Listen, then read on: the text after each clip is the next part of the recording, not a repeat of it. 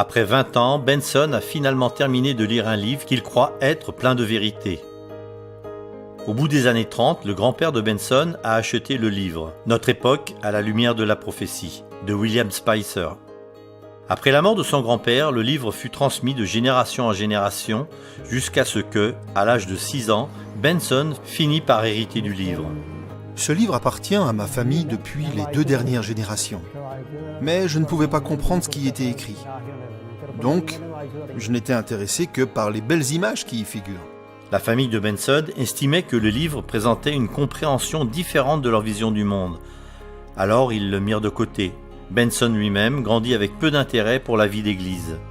Mais après le décès de son père, sa fille tomba gravement malade et Benson ressentit finalement le besoin de trouver une église. Alors que Benson passait de longues heures à s'occuper de sa fille, il rechercha un bon programme à écouter à la radio et tomba finalement sur une station chrétienne.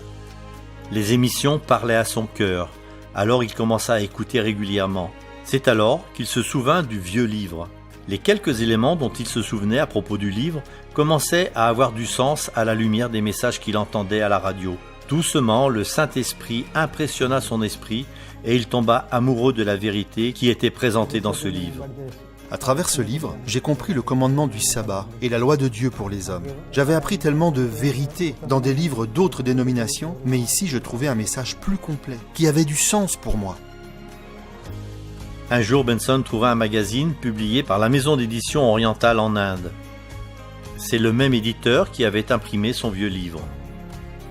À travers ce magazine, Benson prit contact avec un pasteur adventiste qui témoigna un intérêt particulier pour sa famille. Le pasteur leur donna des études bibliques et Benson partagea l'histoire du vieux livre de son grand-père. Benson et sa fille font maintenant partie de l'église adventiste.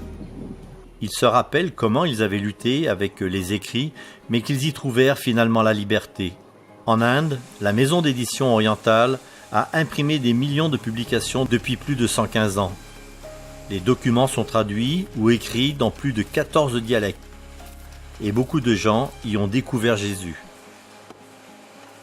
Priez pour Benson et des nombreuses autres personnes qui ont peut-être des livres remplis de vérité enfouis chez eux. Priez pour qu'un jour, eux aussi puissent trouver la vérité dans la littérature inspirée. Merci pour votre soutien à la mission.